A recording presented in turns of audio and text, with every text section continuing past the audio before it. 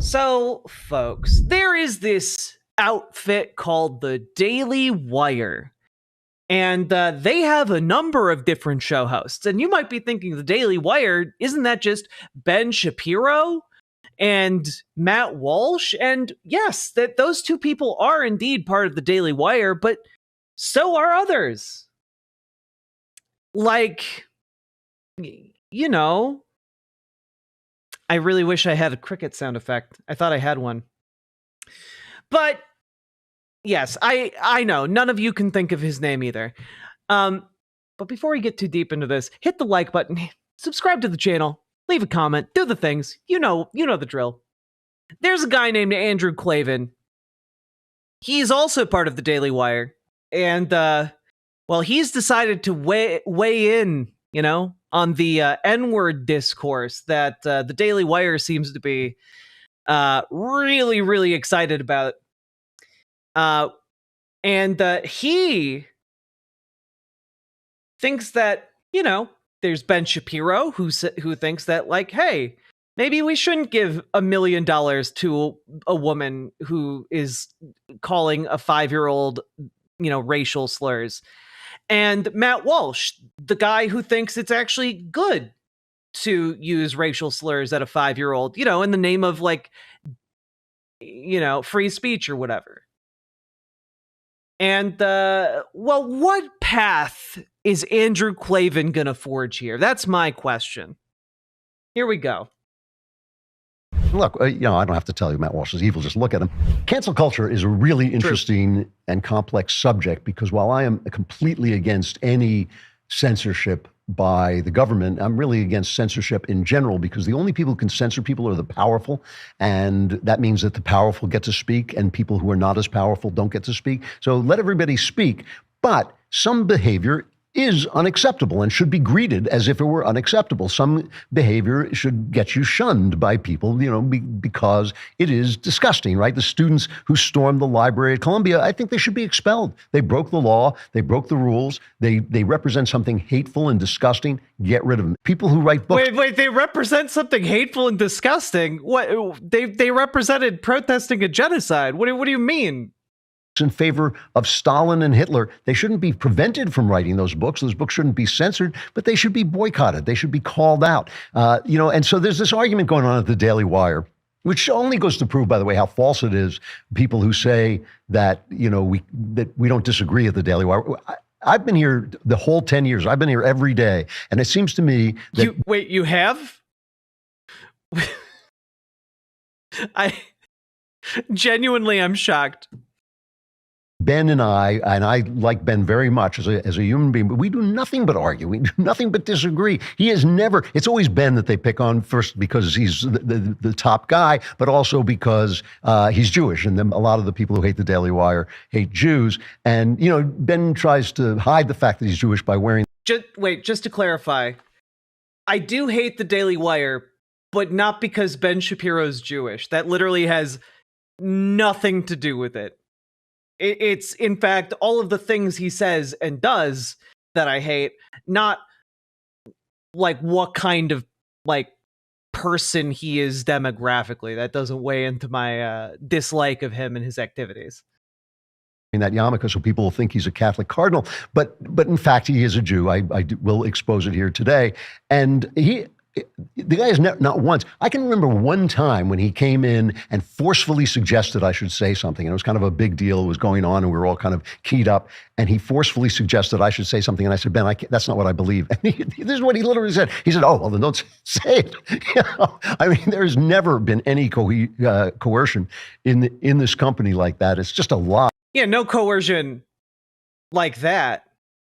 And that's the thing, right? Like, places like this don't coerce people like that. They don't have to, like, tell the people that they hired what to say because they got hired to say the things that they are saying. Like, the process for selecting the people who are going to be on these shows precludes them from hiring someone who's going to, like, I don't know, talk about how, we need Medicare for all and, like, workers' rights.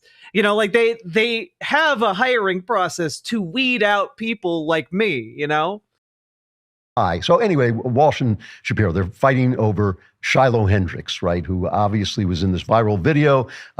She was in Rochester, Minnesota with her child at a playground, and a Somali kid started robbing the kid or going through his backpack. Wait a minute. You know how you showed us those aqua drones? They're jokes. They're not jokes. Okay. Well, I wasn't joking about them. I think they're neat. I like ground effect vehicles. I wasn't showing them as a joke. I just genuinely like them because I think chronoplans are cool. Can we just 1 second? Okay, 1 second. All right. This is one of the largest aircraft ever built by man, and it basically coasts along on a cushion of air, and they're cool as shit. And the coolest part about them is that they work better the bigger you build them. So genuinely, if we built like gigantic super carriers that instead of sailing on the waves, just like flew on a cushion of air, they could just skim across the ocean for like a fraction of the fuel cost of what like a tanker costs. You know, like they are far more efficient. I think they're cool as hell. And I think it's really neat that this technology is being resurrected for like search and rescue operations. So I know they're not a joke. I think they're just cool as shit. And she called him the N-word, and she was caught on tape by a guy started filming her. She called him the N-word, and they started saying they were going to prosecute her for this. I don't know what they were going to prosecute her for, but she launched. Wait, you don't know what they would prosecute her for? You think like it's fine to like chase a child and call them racial slurs? Like that's a crime. Like that. Here, you know what? Like the police recommended charges a couple days ago. Trying to see, do we have any updates about that? So basically, they have tracked down the family and the child who was the target of the harassment. Let's see. Okay, so the Rochester Police Department are still conducting their investigation.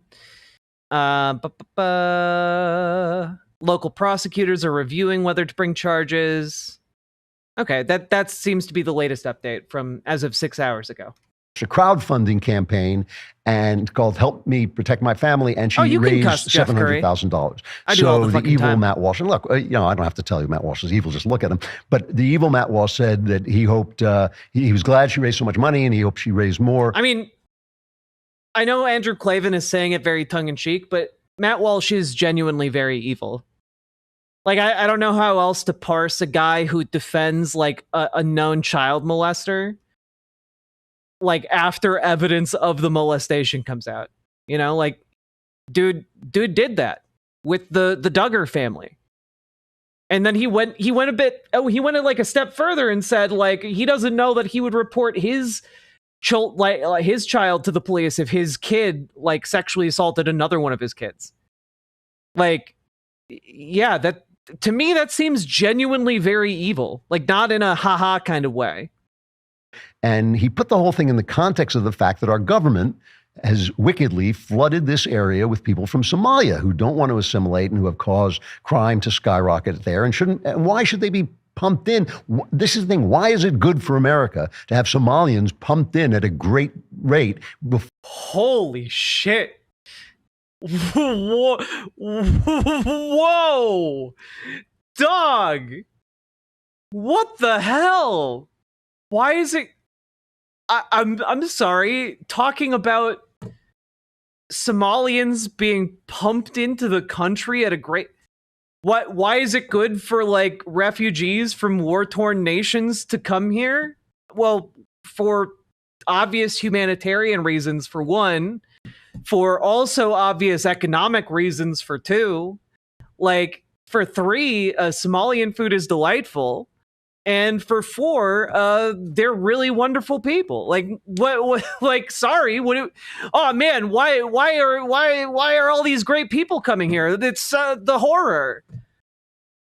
Like, genuinely, I can't think of why anyone would say what Andrew Klavan just said unless they were, like, super down to say the N-word. And, like, just as racist as a Klan member. Jesus. Before they can be assimilated and before anybody necessarily wants them in their neighborhood. So what do you mean? We allowed them here. We offered them to come here.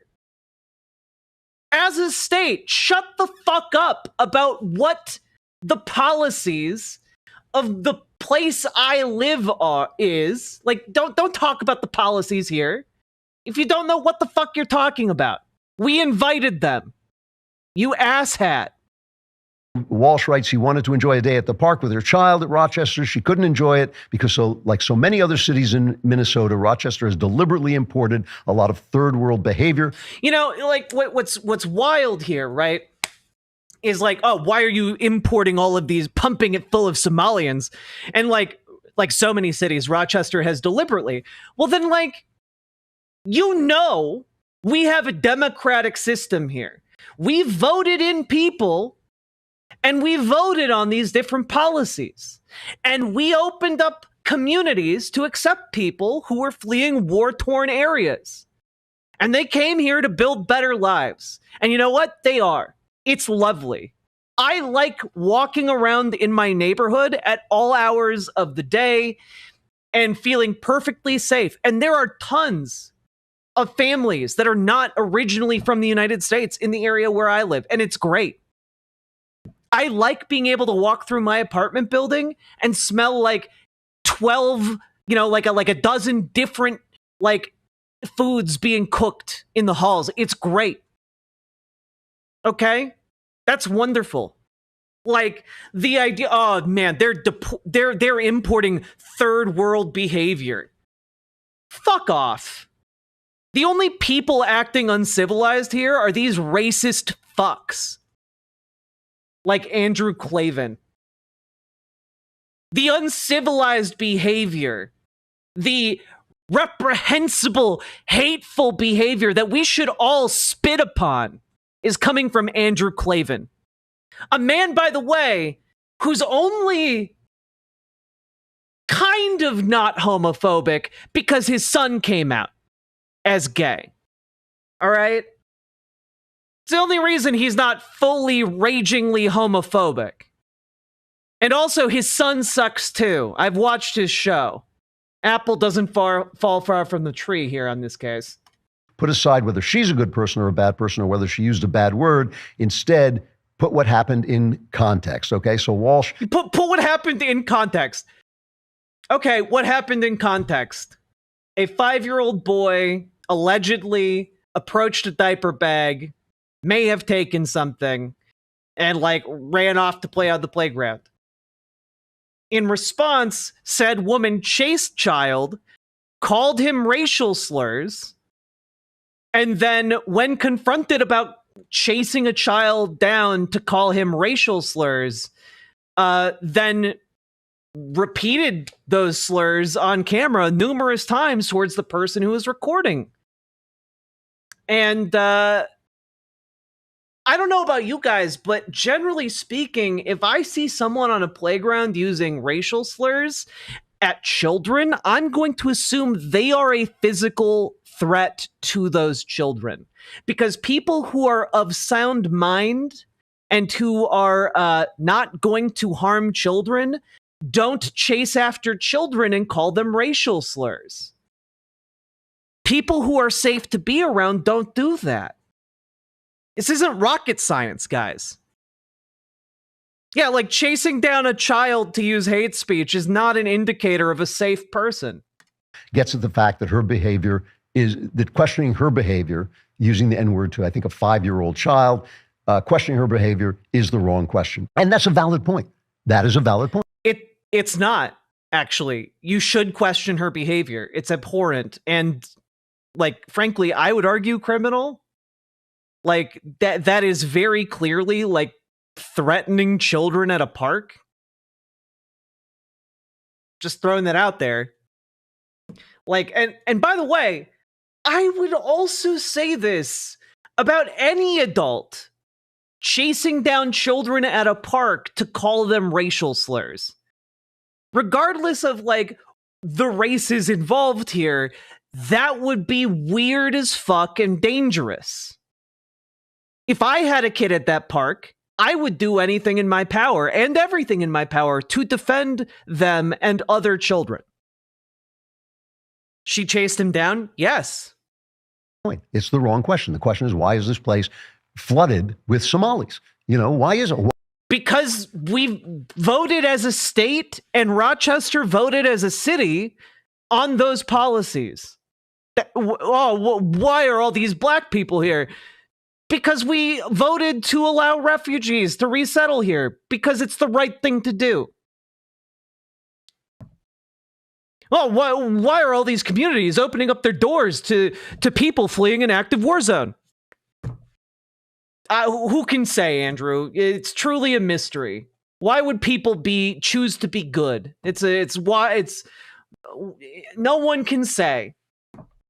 Why did that happen? Why was that good for Rochester, Minnesota? And how did it happen? And who let it happen? Why would it be good to bring in a bunch of people who are looking to do work and like be safe and build communities? Why might it be good for like places to bring in people who are eager to work and build lives? Who can say?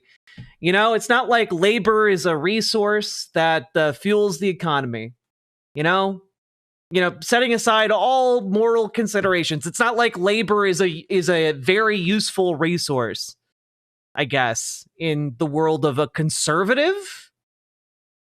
Oh, I forgot. In the world of conservative, the CEOs do all the work. That's right. The CEOs work 10 billion times more efficiently than workers. That's right. I forgot. And why? Those are the right questions. But Ben Shapiro has an equally valid point. This is the thing. We have arguments, but everybody's so brilliant here that they only make valid points. But Ben has an equally valid point that does not make this woman a guiding light that we want to give our money to. I mean, Ben just said, stop giving your money to bad people. And he yeah, stop giving your money to bad people, like the Daily Wire, and give it to good people like me. JK, you don't have to do that. As you know, Benny has that wonderful lawyerly precision, and people were saying, well, they gave a lot of money to Carmelo Anthony, that black kid who was accused of murdering a white kid, and a lot of people started giving him money basically on the basis that he was black. And Ben says this doesn't justify. Yeah, like I also know nothing about the Carmelo Anthony case. It just seems like a case of whataboutism, and Ben is correct here. A bad thing happening over there doesn't justify like a bad thing happening here. Giving money to a woman who throws a racial slur at a child. And of course Ben is right about this. Of course it doesn't. I'm not giving my money to this, and it doesn't, obviously murdering someone, Carmelo Anthony is accused of doing something far worse than using the N-word. But still, I mean, there are people who need your money. I was going to say online, I'm going to start a fund for good people who do nice things. And so far I've raised $2.15 because nobody's going to dedicate. I can actually claim a little bit of expertise here. I lived in London for many years, and English middle-class children in the neighborhoods I was in are very, very well behaved, extremely well behaved. And all the parents are on the same page. They all have the same values. Yeah, I wonder why financially secure children and families might generally behave better than financially insecure families and children. It's a real mystery. Anyway, tell us more about why you embrace conservative economic policies, Andrew. Values, but children from also just throwing this out there. I'm pretty sure during the time period that Andrew Klavan was living in the UK, and I'm not sure exactly about the timeline here. Right?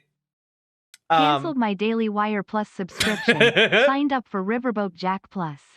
Paladin Lost, thank you for the $15 dono. That is incredibly generous of you. Thank you for the BWA energy. Very much appreciate it. But I'm pretty sure during the time period that Andrew Klavan lived in the UK, that was maybe, and I'm speculating here, around the time that the fear of chavs rose in the UK. Like basically hoodlums, like young poorer like folks in like hoodies that were just so scary and dangerous. And like that became like a recurring theme throughout British society. And so like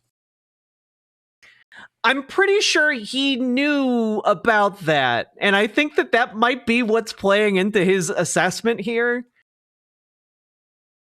Because there was also like a film movement in the UK around fear-mongering about that particular type of, young child person, Yeah, Owen Jones wrote a book about it. Exactly, Mithril. Hooligans are a bit different. They're more like sports fans gone wild, but like whatever. We don't have to get into that right now. Muslim countries, especially boys, not so much. And they would steal my little boy, Spencer Klavan, no relation. He would be playing and they would steal his toys. And, they wouldn't take them out of his hand, but they would come and take them and just walk off with them and put them in their bags. Why weren't you keeping track of your child's toys at like the park? Like what are you talking about, man? And all this, and I would go to the mothers and say, "Excuse me, your child took, it's not a federal crime. Your child took my son's truck or whatever he was playing with," and they wouldn't do anything about it. And I had to go and take the trucks out of the backpack or out of the hands of the child. Now, I never called one of those children, and never would call one of those children any kind of evil word.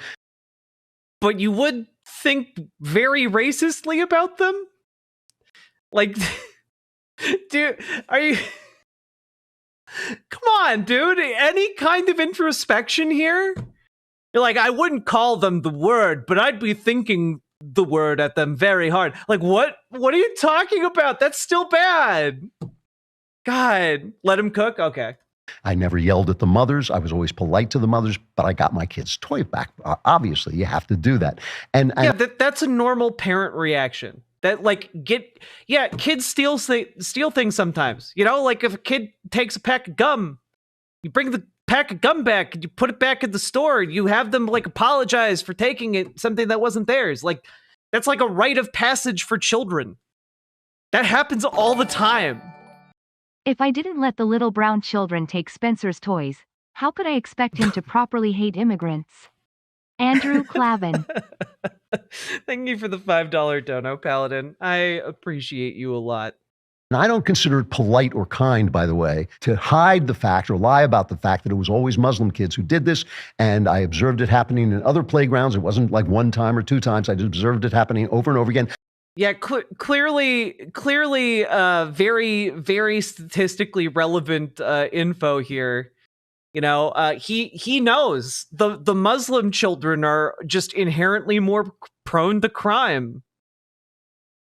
Apparently, it's not like Muslims have the 10 Commandments or anything. It's not like there's any commonality. Their religion just it leads them to inherently to be more prone to theft somehow via mechanisms that are going to via mechanisms that are never going to come to light. Yeah, Andrew seems pretty racist here. Yeah, because he's the kind of guy who would think the N-word really, really hard towards people he's bigoted towards. I talked to other people about it. They confirmed that I was seeing it. It was a cultural difference. And I talked to my fellow white people, and all of my fellow whites who are just as racist as me agreed it was also all the black children's fault.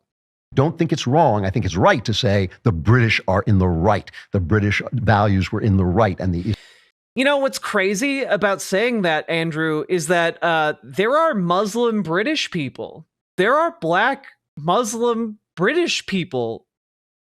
Like the fact that you're saying they are not British is insanely racist. This is wild stuff. Gordy, YouTube, why would you like to know how tall I am? What if I don't have legs? Islamic values, if that's what they were in the wrong. So I'm with Walsh on the big Yes, of course, it was the Islamic values that were wrong somehow. issue of the absolute irresponsibility of the left in flooding Midwestern towns and cities with people who don't believe in the West. That's not racism. That's common sense. And it is also defense of our values. But I'm with Ben on the fact that I'm not siding with the bigots. I'm not siding with the haters because they can't lead us to the America we want. See, that's not going to happen. Diversity is not our strength. Our great ideas are our strength. Diversity is not our strength, but hatred is our weakness. Our great I'm sorry, diversity is a strength. It's what allows you to adapt. That's why it's good to be diverse and to have diverse perspectives. It allows you to come up with novel solutions to problems that might be better than what you could have come up with by yourself. It's not that complicated to explain, and any child would understand it. But when you're this racist and bigoted, well, you seem to be unable to comprehend things that a child would find pretty easy to grasp. Ideas unite us. Everybody should be free. Everybody should believe in the rule of law and in due process and all of the things that we believe in and in free speech and in free exercise of religion. That's what brings people together. And then you get diversity, and it's a side benefit if everybody is assimilated into our system. If everybody's assimilated in our system, then they don't need to be assimilated into the system. Like, you're just saying that, like, for whatever reason, people from Somalia are more prone to thievery than people native to the United States. And like, that's just not true.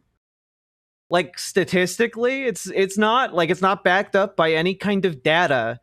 Your evidence is, I lived in England for a while, and like Muslim people who aren't Somalian, but who were Muslim, did you know, anecdotally, they took toys from my child, and therefore I understand that all Muslims from all places are prone to more crime. This argument doesn't make sense.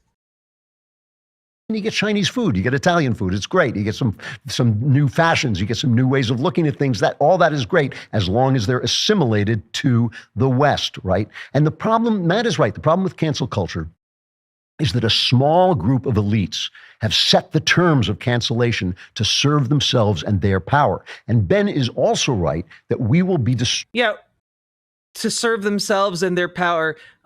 Who's this small group of elites, Andrew? Who's the small group of elites? Because I know the answer I would get from basically any other person who is as racist as this. Or at least who's making any kind of ethno-religious arguments like this. I know the answer I would get from 99.9% of other people who don't work at the Daily Wire, okay?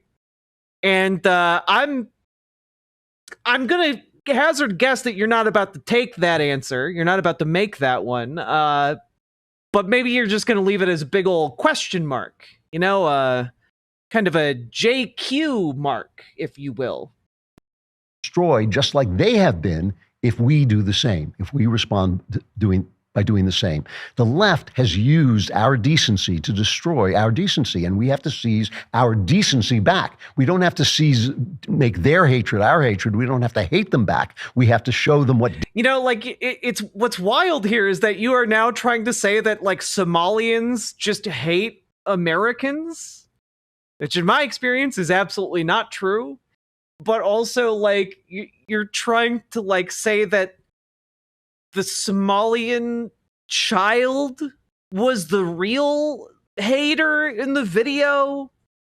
Like, the 5-year-old autistic boy was the one with the real bigotry against the white lady who chased him down to call him racial slurs.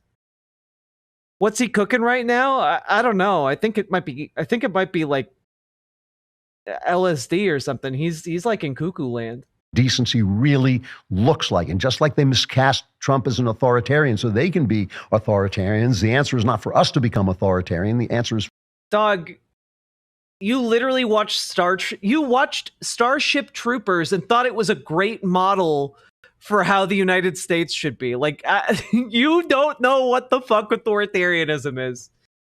for us to defend our freedoms. Like I said, there's going to be an elite and there's going to be a cancel culture. There are going to be unacceptable behaviors that should be. Oh, interesting. Like, almost like it's inevitable that a culture is going to have things that are deemed as acceptable and unacceptable, and people who do the unacceptable thing are going to be reacted to in society negatively. Kind of like how if you just shit your pants in the middle of like your group therapy session, people aren't going to be like super impressed with you and you might be asked to leave. You know, like, I guess that's cancel culture to this guy. Just having standards. Like, what is this about, man? Like, genuinely, you're off the rails. Condemned, but they shouldn't be imposed by a small minority of privileged people who just want to keep their privilege and their certainties about their values. Yeah, you know, I would really love you to talk more about this nebulous group you're talking about of privileged people who apparently have the power to set cultural norms and expectations. Like, do they have conferences? Do they meet like every fortnight under like the witch's moon? Like what are you talking about, man? So to achieve this, right, we need to take care of cultural formation. We need to form a culture, reform a culture that is a good culture. The British, before they opened their borders, had a wonderful culture in terms of good. The British before they opened their borders. Hey guys, remember when the British were doing imperialism and going around the world enslaving people and making them do forced labor to extract all the spices, but not allowing any of those practically enslaved people to come back to England? Those were the good old days. Look, Andrew Klavan loves those days because specifically none of the spices that England stole actually went into their cuisine. And that really what Andrew is upset about this entire time is the fact that like non-British people season their food. That's his big that's his big reason for hating everyone who's not white. Jesus. Good manners, in terms of decency, in terms of simple honesty. They had a wonderful culture for that. Obviously, they had a wonderful culture. Ignore all the genocide, though.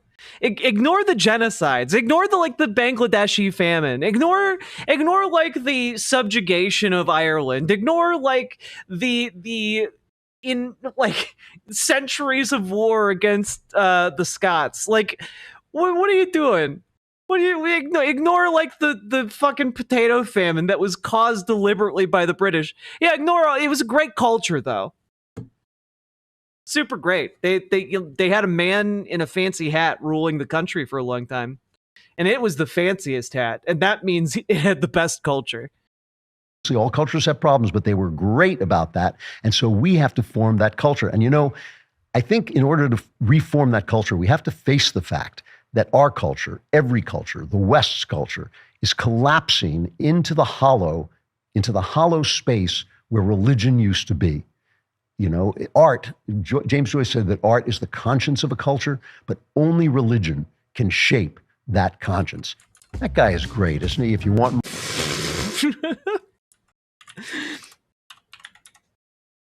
Can we just like look up something real quick? Just look at Andrew Klavan's filmography real quick, just for funsies. Yeah, let's see. Andrew wrote the screenplay for the 1990 Michael Caine film Shock to the System, and for the 2008 horror film One Missed Call.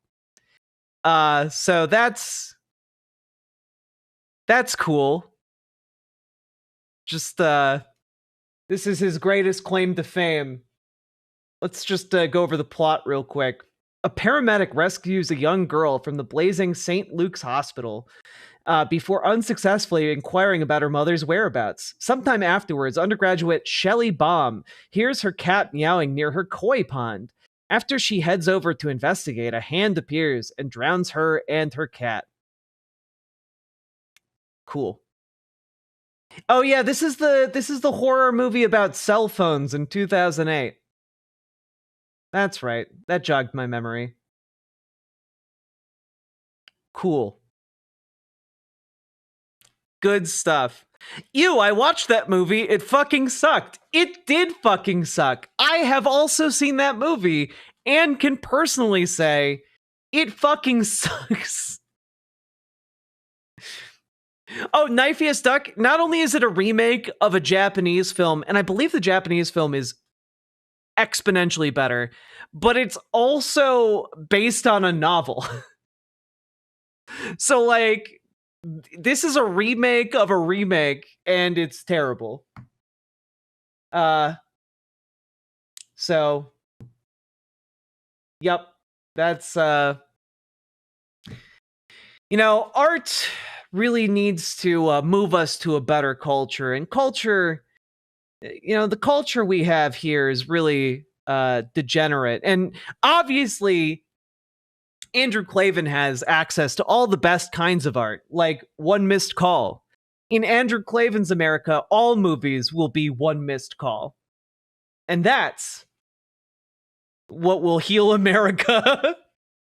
And that's also why apparently in Andrew Klavan's world, it's okay for a grown-ass adult white lady to chase down a 5-year-old autistic black child and call him racial slurs. Because something Somalian, something Islam, something kids in the UK were mean to my kid one time. Like, that's literally what every racist says when asked about why they're racist. But okay. Yeah, I'm glad we covered that because Andrew Klavan is a weird and gross man. And more people need to recognize how weird and gross he is. He likes to portray himself as like the enlightened centrist of the Daily Wire. And I think listening to him for that was only 9 minutes long. Listening to him for 9 minutes is enough to just fully realize he's a creep and a half. God. He did write an all-time cheese classic, Don't Say a Word, with Michael Douglas and Brittany Murphy. God. His kid was probably a wanker. His kid is a wanker. We've covered his videos on stream. He's a nasty piece of work. So anyway, that was some weird shit. Riverboat Jack is going to town. All the viewers gather round. Twitch and YouTube and swishy streams. All that content is bursting the seams. Politics, gaming, plenty more. Your sense of fashion you'll adore. So grab your stuff and hop aboard. We're going straight to Jack's Discord. Riverboat Jack.